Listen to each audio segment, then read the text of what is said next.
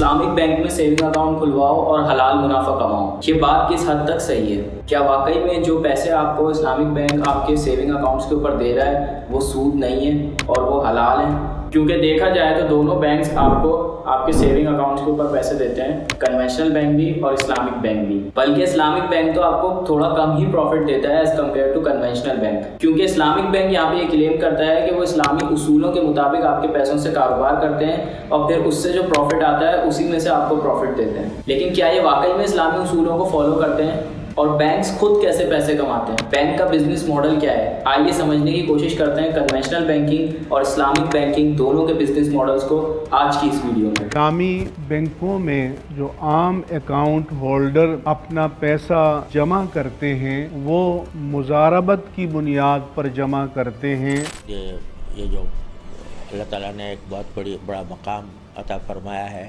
मीज़ान bank को। Hey, I looked into Islamic banking and it looks like smoke and mirrors to me. It's like you took everything from conventional banking, you crossed out the word interest and you wrote down the word profit. Current bank account और profit loss account की शरई हैसियत बयान फरमा दे। देखिए जी, current account बिल्ली roast है और profit loss account कुत्ता रोस्ट है। तो बिल्ली रोस्ट मजबूरन कभी खानी पड़ जाए आपको तो वो लादा बात है। तो अब तो मसला हाल है, आप Islamic bank pure Islamic bank है उनमें अकाउंट खुलवा लें। बाकी as a last resort current bank account जो है वो बेहतर है। आए इंसानियत को सूद से बचाएं। अस्सलामुअलैकुम दोस्तों, वीडियो में आगे बढ़ने से पहले मैं यहाँ पे आपको सूद की डेफिनेशन समझाना चाहूंगा। बेसिकली सूद है क्या?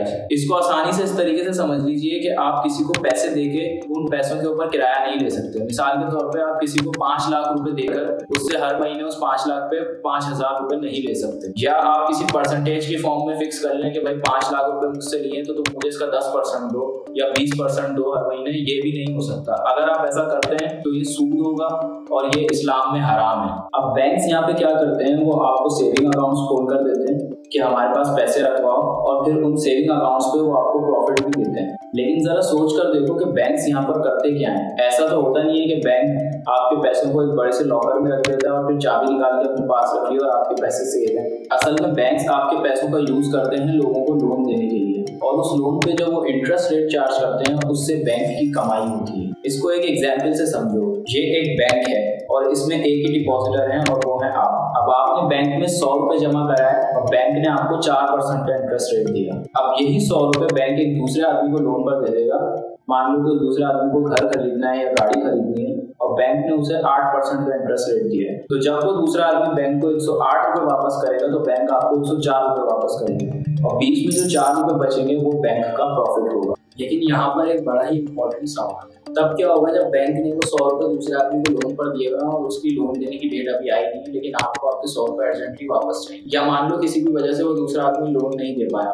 ऐसी सिचुएशन वाकई में बैंक के लिए बड़ी प्रॉब्लमेटिक होती है। ऑब्वियसली किसी भी बैंक में एक डिपॉजिटर या एक लोन लेने वाला तो होता नहीं है, काफ़ी सारे लोग होते हैं, लेकिन फिर भी बैंक अपने पास पैसे को सेव नहीं रखता बल्कि लोन में दे देता है दूसरों को। इसीलिए स्टेट बैंक ऑफ पाकिस्तान ने एक रूल बनाया है कि डिपॉजिटर की डिपॉजिट की हुई अमाउंट का तकरीबन 4% बैंक को कैश में रिजर्व रखना होगा अपने पास। तो एसबीबी यहाँ पे तमाम बैंक्स का बॉस है, तो वो डिसाइड करेगा कि क्या करना है। यहाँ पर एक और रूल है स्टैट्यूटरी लिक्विडिटी रेशियो। इसका मतलब ये है कि डिपॉजिटर के डिपॉजिट की हुई अमाउंट का तकरीबन 15 to 19% जहाँ हम कह रहे हैं वहाँ इन्वेस्ट करना पड़ेगा, जैसे कि गवर्नमेंट बॉन्ड्स, गोल्ड या सिक्योरिटी। अब 4 + 19 23% को अगर निकाल दो तो बाकी का जो बचा हुआ 70 to 80% पैसा है बैंक उसका यूज़ कर सकता है लोगों को लोन देने के लिए और प्रॉफिट कमाने के लिए उस लोन के इंटरेस्ट रेट डिफरेंस से। लेकिन अब यहाँ पे आप ये सोच रहे होंगे कि इतनी बड़ी रेशियो तो है नहीं, तकरीबन 70 to 80% बैंक पैसा जो है वो लोन में दे रहा है। अगर मैं एक ही बारी में सारा निकालना चाहूँ,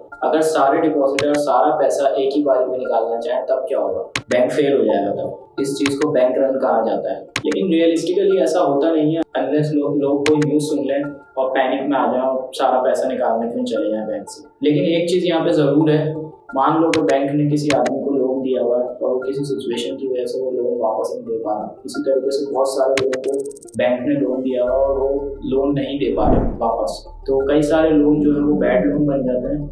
ऐसी सिचुएशन में बैंक की तरफ से एक लिमिट लगा दी जाती है कि महीने में 50,000 से ज़्यादा आप पैसे नहीं निकाल सकते। इसके अलावा दो और मेन सोर्सेज हैं बैंक के पैसे कमाने के। पहला है फीस और कमीशन के जरिए पैसे कमाना। बैंक अलग अलग किस्म की जो फीस चार्ज कर रहा होता है, या आप मिनिमम अकाउंट बैलेंस होल्ड ना कर पाए तब भी बैंक आपसे फीस चार्ज करता है। और दूसरा है बैंक खुद से भी इन्वेस्ट करता है, जैसे कि गवर्नमेंट बॉन्ड्स में इन्वेस्ट कर सकता है, गोल्ड में इन्वेस्ट कर सकता है, या स्टॉक मार्केट में इन्वेस्ट कर सकता है। यहाँ से भी जो पैसे आता है ये भी एक बड़ा जरिया है बैंक का पैसे कमाने का। अब इस्लामिक बैंक किस तरीके से काम करता है? रियलिस्टिकली अगर देखा जाए तो इस्लाम के अंदर कोई बैंकिंग सिस्टम नहीं है। इस्लाम ने आपको कारोबार करने के उसूल बताए, उन उसूलों की बुनियाद पर इस्लामिक बैंकिंग के निज़ाम को बनाया गया है। पहला उसूल है मुदारबा। अगर मैं आपको इसको बिल्कुल आसान करके समझाना चाहूँ तो ये एक तरीके से प्रॉफिट शेयरिंग पार्टनरशिप होती है।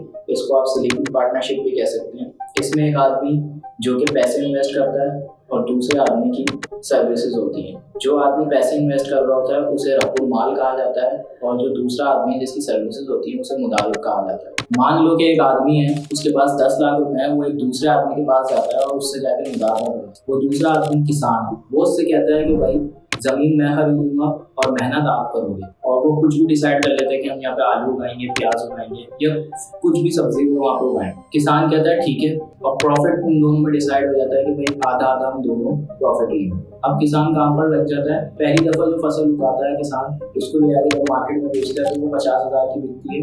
उस 50,000 रुपये में 25,000 वो अपने पास रखेगा, 25,000 रुपये जो है वो उस बंदे को दे देगा जिसने इन्वेस्टमेंट करी थी। इसी तरीके से जब दोबारा टाइम आता है फसल को काटने का और फिर वो मार्केट में ले आकर उसको फिर से बेचता है, इस दफ़ा फसल बिकती है 1 लाख। अब वो क्या करेगा, 50,000 अपने पास रखेगा और 50,000 रुपये उसको दे देगा जिसने इन्वेस्टमेंट करी। लेकिन जब तीसरी दफ़ा वो फसल काटने वाला होता है तो उससे पहले सैलाब आ जाता है। अब ऐसी सिचुएशन में किसान क्या करेगा? किसान की तो पहले ही मेहनत जो है वो सारी ज़ाया होगी। जब ऐसा होता है मुदारबा के अंदर तो जो रब्बुल माल होता है पूरा का पूरा लॉस वो बर्दाश्त करता है। अब जो लॉस हुआ है इसमें वो बर्दाश्त करेगा जिसने इन्वेस्टमेंट करी है, क्योंकि जो किसान है उसकी तो ऑलरेडी जो उसने मेहनत करी हुई थी वो ज़ाया हो चुकी है। तो इस तरीके से मुदारबा का रूल जो है वो काम करता है। अब इसमें 4 चीज़ें हैं जो आपको पता होनी चाहिए। पहला है इन्वेस्टमेंट अमाउंट, दूसरा है बिजनेस कि आपके पैसों से क्या कारोबार किया जा रहा है, तीसरी चीज़ है प्रॉफिट कि प्रॉफिट कितना आ रहा है, और चौथी चीज़ है प्रॉफिट शेयर कि आपने किस हिसाब से प्रॉफिट को जो है वो शेयर किया। अब बैंक आपके साथ किस तरीके से मुदारबा करता है? मान लो कि 4 दोस्त हैं, उन चारों के पास 25-25 लाख रुपए हैं।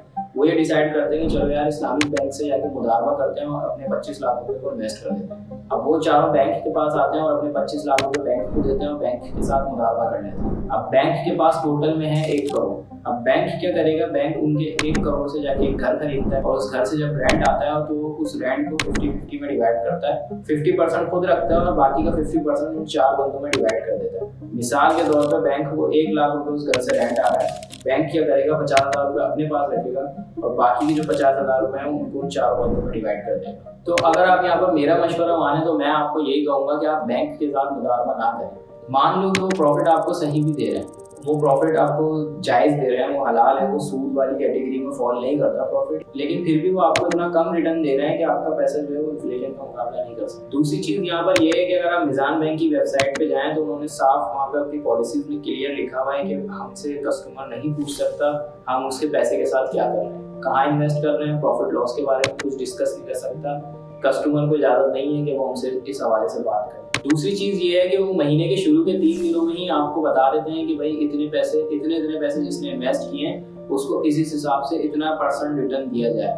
अब वो ये कैसे बता रहे हैं कि भाई इतने पैसे पे इतना रिटर्न दिया जाएगा, लेकिन यहाँ पर कुछ चीज़ें हैं जैसे कि बैंक आपको ये नहीं बता रहा है कि वो कारोबार क्या कर रहा है, घर खरीद रहा है या किसी स्टॉक मार्केट में आपके पैसों को शेयर कर रहा है, वो आपसे इस चीज़ को डिस्कस नहीं कर रहा बैंक ना। बैंक आपको ये बता रहा है कि बैंक को टोटल प्रॉफिट कितना आ रहा है, यानी कि बैंक खुद कितना कमा रहा है। जैसे मैंने वो किसान वाली मिसाल आपको दी थी, उसमें उन दोनों को पता था कि हाँ भाई हमारा इतना प्रॉफिट आ रहा है। अब ये दोनों चीज़ों की खिलाफ वर्जी जब बैंक कर रहा है तो वो मुदारबा के उसूलों से बाहर निकल गया है, क्योंकि मुदारबा के अंदर आपको ये पता होना चाहिए कि आपके पैसे किस कारोबार में लग रहे हैं और आपको ये भी पता होना चाहिए कि आपका प्रॉफिट कितना आ रहा है। तो मेरा तो मशवरा यही है कि आप बैंक के साथ मुदारबे वाला मामला ना करें। दूसरा उसूल है यहाँ पर मुशारका। अब मुशारका किस तरीके से काम करता है? मुशारका एक नॉर्मल पार्टनरशिपिंग है, जैसे आमतौर पर 2 लोग पार्टनरशिप करते हैं और दोनों बराबर से इन्वेस्टमेंट करते हैं और जब लॉस होता है तो लॉस भी दोनों को बराबर का होता है। यानी कि खाली प्रॉफिट शेयर पार्टनरशिपिंग नहीं है, मुदारबा की तरह इसमें प्रॉफिट और लॉस दोनों शेयर करने पड़ते हैं दोनों पार्टीज को। अब बैंक के मामले में इसको देखते हैं कि बैंक आपके साथ किस तरीके से मुशावरा करता है। मिसाल के तौर पे आपके पास 50 लाख रुपए हैं और आप एक घर खरीदने के लिए जाते हैं। अब वो घर है 1 करोड़ का। अब बैंक आपके साथ मुशावरा करता है।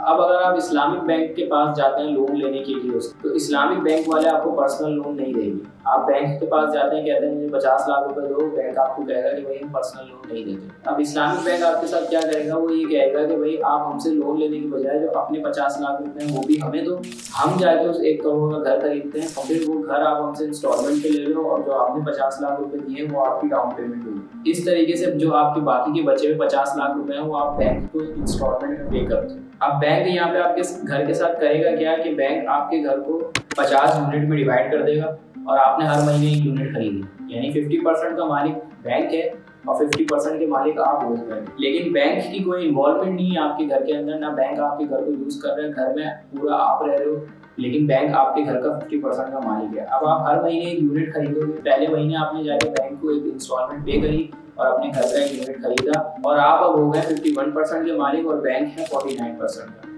तो जो बचा हुआ 49% है आप उसका रेंट बैंक को पे करोगे। इसी तरीके से आप अगले महीने गए, आपने फिर जाके एक और यूनिट खरीदा, अब बैंक मालिक है 48% का, आप मालिक है 52% के। तो अगेन जो बचे हुए 48% है उनका रेंट आप बैंक को पे करोगे। इसी तरीके से आपके जब यूनिट खत्म हो जाएंगे तो वो घर भी आपका हो जाएगा और जो रेंट है वो भी खत्म हो जाएगा। ये यहाँ पे एक इतना सिंपल सा मुशारका वाला मामला है बैंक का आपके साथ, लेकिन यहाँ पर भी इन्होंने एक लूप होल निकाला है कि अगर कोई बंदा इंस्टॉलमेंट नहीं पे कर पाता तो वो उसके ऊपर ये पेनल्टी मांग। अब इस्लाम के अंदर तो कर्जदार के ऊपर इस वजह से और कर्जा डालना कि वो टाइम पे अदा ना कर सके तो ये हराम है। इस्लाम में तो पेनल्टी एग्जिस्ट नहीं करती, तो इन्होंने पेनल्टी को चैरिटी का नाम दे दिया।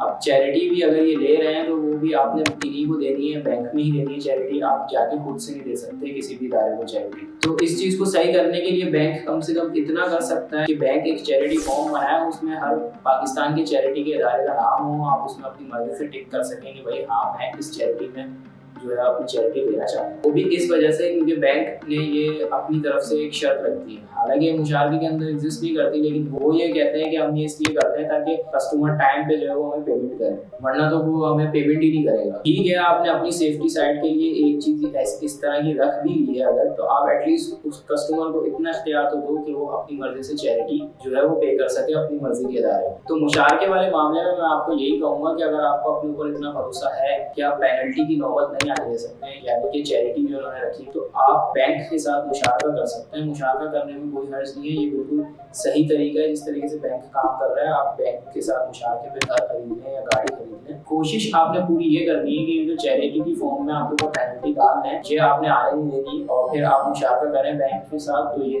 तरीका बिल्कुल सही है। अब कन्वेंशनल बैंकिंग और इस्लामिक बैंकिंग दोनों का कंपैरिजन कराते हैं। बहुत सारे लोग ये कहते हैं कि कन्वेंशनल बैंक और इस्लामिक बैंक एक ही तरीके से काम करते हैं, दोनों बस नाम चेंज कर दिया है, कन्वेंशनल हटा के इस्लामिक रख दिया है और काम उसी तरीके से हो रहा है।